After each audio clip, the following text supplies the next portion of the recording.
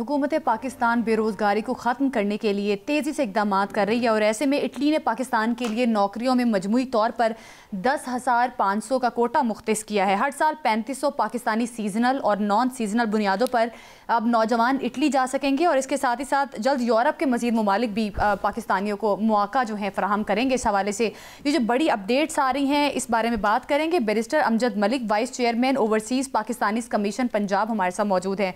बहुत शुक्रिया आपका बैरिस्टर अमजद मलिक साहब। किस तरह से देख रहे हैं, जाहिर है बेरोज़गारी एक बहुत बड़ा मसला था पाकिस्तानी नौजवानों का, अब इटली के साथ ये जो एक कामयाब सॉर्ट ऑफ मुआहिदा जो किया गया है कि 10,500 का कोटा मुख्तस किया गया है, इससे पाकिस्तानी अब किस तरह से फ़ायदा उठा सकते हैं, इस पर रहनुमाई फरमाइएगा। बहुत बहुत शुक्रिया। मेरे ख्याल में ये एक बहुत ही खुशाइन बात है। पूरी दुनिया में इमिग्रेशन को लेकर बड़ी तशवीश है। यूरोप में इस वक्त इमिग्रेशन एक हॉट इशू है और इलीगल माइग्रेशन, जो बोट्स के जरिए लोग जाते हैं या इलीगल एंटर होते हैं, उसके ऊपर एक कदगन लगा रहे हैं। तेजी से चीजें बदल रही हैं और कवानीन जो है शेप पा रहे हैं और एंजाइटी है सोसाइटी में कि इलीगल माइग्रेशन का तदारक होना चाहिए। और ऐसे में पाकिस्तान का जीएसपी प्लस का मेंबर होना, उसके जरिए तजारत का फरोग होना, तो पाकिस्तान भी इसके ऊपर तशवीश का इजहार कर चुका है। ह्यूमन स्मगलिंग के खिलाफ क्रैकडाउन के लिए टास्क फोर्स बनी है। वजीर आजम ने एक सख्त अंदिया दिया है कि यहाँ से इलीगल माइग्रेशन के तमाम रास्ते, रूट रोके जाएंगे और ह्यूमन ट्रैफिकर्स को सजाएं दी जाएंगी। साथ साथ हमने यूरोप से बात की है, मुकालमा किया है कि अब इन हॉट स्पॉट्स के ऊपर जहां से लोग बाहर जाते हैं, अगर इनको हम स्किल्ड लेबर के तौर पे ट्रेन नहीं करते या मुल्क से बाहर नहीं भिजवाते, तो ये भी एक तरीका है जिससे जरिए इलीगल माइग्रेशन रुक सकती है। तो यूरोप ने रेसिप्रोसिटी के जरिए इटली ने वेलकम किया है और 10,500 की पहली 3 साल में खेप जो है उसका अंदिया दिया है। मरियम नवाज शरीफ साहबा स्किल्स के स्पॉट्स बना रही हैं, बाकायदा उन्होंने काउंसिल बना दी है और एक टास्क फोर्स काम कर रही है। वजीर आजम साहब भी ओईसी को रीवैम्प कर रहे हैं सालक साहब के नीचे। और ओईसी अगर रीवैम्प होगी, आपका स्किल्ड लेबर जो ट्रेन होगी, 9-9 10-10 महीने के डिप्लोमा कोर्सेज करेंगी, आपके पास खपत होगी कि हमारे पास ये लोग अवेलेबल हैं भेजने के लिए, तो आप बैनुल-अक़वामी दुनिया में मुआहदे करके आप बाकायदा इन ब्लॉक लोगों को भेज सकेंगे। ये मॉडर्न दुनिया में स्किल्ड लेबर भेजने का जरिया होगा। मेरे ख्याल में यूरोप और आपको गल्फ की मंडियों में अपने जो रिसोर्सेज हैं उनको यूटिलाइज करने का मौका मिलेगा। यहाँ मंडी बहाउद्दीन, खारियां, जेलात यहाँ बनेंगे। मलिक साहब, आप माशाल्लाह, क्योंकि वजीर आजम मियाँ शहबाज शरीफ साहब और वजीर आला पंजाब मोहतरमा मरियम नवाज साहबा दोनों के काफ़ी करीब समझे जाते हैं, तो वजीर आजम शहबाज शरीफ की तो ख्वाहिश है कि अगले 3 साल में कम से कम 10 लाख पाकिस्तानियों को कानूनी तरीके से, ऐसे जिनमें अक्सरियत स्किल्ड लोगों की हो, बाहर भिजवाया जाए और ख़ास तौर पे यूरोप और मिडल ईस्ट में, ताकि वो जाके वहाँ पे बाइज्जत तरीके से जाएं और वहाँ पे जाके ज़र मुबादला भी कमा सकें। तो क्या आप समझते हैं कि ये टारगेट जो है वो आपकी हुकूमत अचीव कर लेगी? इमरान भाई, दोस्त तो आप भी हैं हमारे, लेकिन मेरे ख्याल में ये अचीवेबल टारगेट है। उसकी मेन वजह यह है कि दुनिया इलीगल माइग्रेशन और ये ह्यूमन स्मगलर्स के खिलाफ होती जा रही है। पहले चल जाता था, अब नहीं। अब बायोमेट्रिक के जरिए वीजे हैं, ऑनलाइन सारा कुछ हो रहा है। ऐसे में legal migration he name of the game है। इंडिया ने आईटी के जरिए बहुत दुनिया भेजी है बैनुल-अक़वामी दुनिया में, लेकिन अब वो दुनिया भी जो है इसको प्रोपोर्शनेट तौर पर बाकी दुनिया में तकसीम करना चाहती है। हमारे लोग अच्छे हैं, स्किल्ड हैं, ब्रिकलेयर, नर्सेज, शोफर, जो आपकी शेफ इंडस्ट्री है, केटरिंग इंडस्ट्री है, आपकी जो हॉस्पिटैलिटी इंडस्ट्री है, होटलों में काम है, तो हमारे इलेक्ट्रीशियन हैं, ड्राइवर्स हैं। ये बहुत सारी खपत है जहां पे लेबर मार्केट की जो है जरूरत है, जो नीड है पूरी दुनिया में। और मेरे ख्याल में हमारे पास ह्यूमन रिसोर्स है। हम अगर ट्रेन करते जाएं, ट्रेन टू एम्प्लॉय जो है ये इजी है।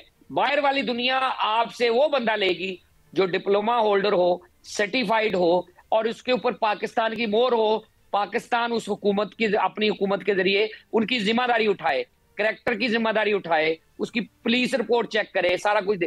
तो अगर आप ये इस तरह का काम कर लें, और जो मरियम नवाज शरीफ साहबा ने ये हॉटस्पॉट, ये रिखारियां, मंडी बहाउद्दीन, जेलम, गुजरात टारगेट किए हैं कि हम यहाँ स्किल सेंटर बनाएंगे, यहाँ पे अदनान चट्टा साहब इसके ऊपर काम भी कर रहे हैं। तो अगर ये यहाँ पे ट्रेन होना शुरू हो जाए, 1000-1500 बंदा 3-3 महीने बाद ग्रेजुएट हो रहा हो, तो मेरे ख्याल में ओईसी को रिवैम्प करके ये ऑनलाइन चीजें होती जाएंगी और हम हुकूमत के जरिए, मिनिस्ट्री ऑफ ओवरसीज के जरिए, जैसे सऊदी अरब को 10,000 बंदा भेज रहे हैं सालाना, दुबई को भेज रहे हैं, कतर, मस्कत, अमान को भेज रहे हैं, ये आपके लिए आसान होता जाएगा। और आपका ज्यादातर ग्रेजुएट जो है इन अदारों से तलीम याफ्ता आदमी ये जीसीसी की कंट्रीज 7 मुल्क उठा लेंगे। और यूरोप में इसकी बड़ी मांग होगी, जो ये सीजनल वर्क होते हैं, चेरी पिकिंग, ये जो फूलों के मौसम में काम करते हैं, या बरतानिया में नर्सेस की बड़ी मांग है, जो वहां पे केयर वर्कर्स की बड़ी मांग है।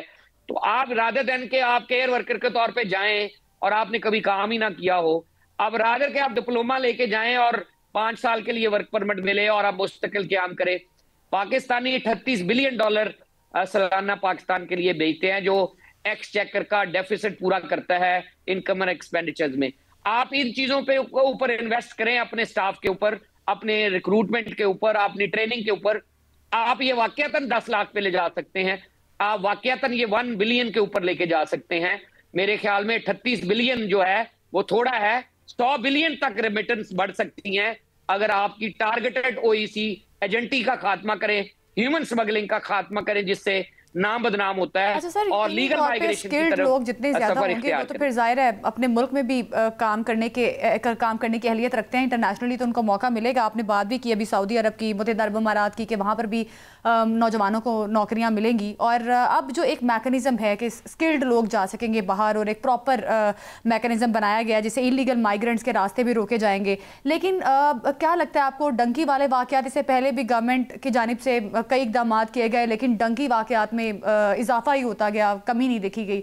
तो अब आप क्या समझते हैं, जो प्रॉपर एक हिकमत अमली बनाई गई है गवर्नमेंट की जानिब से, इससे क्या कोई फ़ायदा हो सकेगा पाकिस्तान को या पाकिस्तानी लोगों को? और वो लोग जो बेरोज़गारी से तंग आकर डंकी लगाकर बैरून मुल्क जाते हैं, ऐसे वाक़यात में कमी पैदा होगी? देखिए, वज़ीर आज़म की तरफ से पूरे अहकामात है कि जो ह्यूमन ट्रैफिकर्स हैं उनकी भीख को नहीं की जाए और उनको अब जो है हिस्ट्री बनाया जाए। ये पॉलिटिकल विल तो है, लेकिन ग्राउंड पे आप देखें तो गुजरात, मंडी बाउद्दीन, खारियां और ये जो पट्टी है, यहाँ पे मुतवातर 20-30 साल से लोग जा रहे हैं और इस इलाके से जा रहे हैं। जब तक आपको रिप्लेस नहीं करें, उन इलाकों में इंस्टीट्यूट बना के लोगों को राग़िब नहीं करेंगे कि भैया आप यहाँ आके 9 महीने का कोर्स करें, लैंग्वेज करें, हम आपको लीगल तरीके से मुल्क से बाहर भिजवाएंगे और आप ओईसी के ओवरसीज एम्प्लॉयमेंट कॉर्पोरेशन में रजिस्टर करें, डिप्लोमा करें, फिर आप उनकी वेटिंग लिस्ट में आए, आपको मुल्क से बाहर लीगल तरीके पर भिजवाया जाएगा। आप शेर हैं, बकरी के वीजे पे ना जाएं, आप वहां फंस जाएंगे, वहां मेडिकल के इश्यूज बनेंगे, इंश्योरेंस के इश्यूज बनेंगे। जैसे फिलीपीन ने टारगेट किया है लीगल माइग्रेशन के ऊपर, अपने मुल्क से बाहर ट्रेन लोगों को भेजा है, अगर पाकिस्तान भी करे तो ये अचीवेबल है। लेकिन ये अचीवेबल तब भी है जब इसकी मार्केटिंग की जाए, लोगों को राग़िब किया जाए और लोग जो है अपनी जमा पूंजी ह्यूमन ट्रैफिकर्स के हाथ में देने की बजाय उसके ऊपर इन्वेस्ट करें जो गवर्नमेंट उसकी राग़िब कर रही है। और ट्रेनिंग के बाद भी लोगों को फिर मौका भी मिले मुल्क से बाहर जाने का, कि रादर है वो ट्रेन ही करते रहें, लैंग्वेज ही सीखते रहें और बाकी एजेंट जो है बाकी बंदों को भेज दें और ये बेचारे ट्रेन जो है वही रह जाए। और यही वज़ीर आज़म की मंशा है कि हम ट्रेन करके लोगों को मुल्क से बाहर भेजें, अच्छा मलिक साहब, ताकि मुल्क के लिए ज़र बबादला भी कमाए और रेमिटेंस में इजाफा हो। अच्छा मलिक साहब, एक इशू क्योंकि आप मौजूद हैं तो फ़ायदा उठा लेते हैं कि ओवरसीज़ पाकिस्तानियों का सबसे बड़ा इशू जो है वो ये है कि उनकी जायदादों पे यहाँ पे कब्जे हो जाते हैं, फ्रॉड हो जाती है और अनफॉर्चुनेटली उनके रिश्तेदार और दोस्त ही उनमें ज़्यादा मुलव्वस होते हैं। अब आपने को कानून साजी भी करवाई है वो चीज़ें, तो आप क्या इकदाम कर रहे हैं, किस तरह से इससे निपटा जा सकता है? देखिए, उसके 3 स्टेप हैं भाईजान। एक तो लोग जो हैं नाइव हैं, पेपर वर्क कोई नहीं होता, आप अपने रिश्तेदार के हाथ पावर ऑफ अटर्नी पकड़ा देते हैं, वो बाद में आपकी जायदाद पे काबज हो जाता है। अब रिश्तेदार से लड़ रहा है, उसमें बड़ी कबाहतें पैदा होती हैं क्योंकि आपने पावर ऑफ अटर्नी दी होती है, वो काबज होते हैं, आप मुल्क से बाहर है। तो मरियम नवाज शरीफ साहबा ने जो है वो कानून बनाया है जिसके जरिए 37 जिलों में ओवरसीज के लिए अदालतें मुकर्रर की हैं। जस्टिस आलिया नीलम ने काइंडली 37 जजेस एलोकेट किए हैं।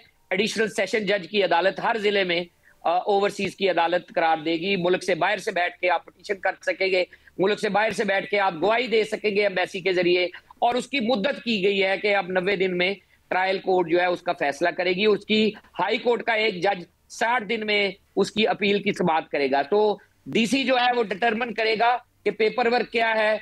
आप each party can go to court 90 दिन में फैसला करेगी कि इसका असल मालिक कौन है, और वो कब्जा अगर आगे अपील नहीं होती तो वो मुतल्लिका लॉ इन्फोर्समेंट के जरिए जजेस ही इसको इन्फोर्स करवाएंगे। तो ये एक अच्छी रवायत है।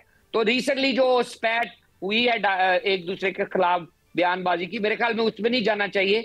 हम विक्टिम हैं, हमसे पूछें। लोग सालों 10 साल मामूली है कि जायदाद का कब्जा है, भाई के साथ जायदाद का तनाजा है, सुप्रीम कोर्ट तक जाते जाते 10 साल लगते हैं। तो हमसे पूछें कि ये चीजें अच्छी हो रही हैं, कब्जा के केसेस के ऊपर मुल्क से बाहर जो है वो आपकी बदनामी होती है, ये जल्द फैसला की कर रही है। बहुत शुक्रिया आपका। बैरिस्टर अमजद मलिक साहब हमारे साथ मौजूद थे।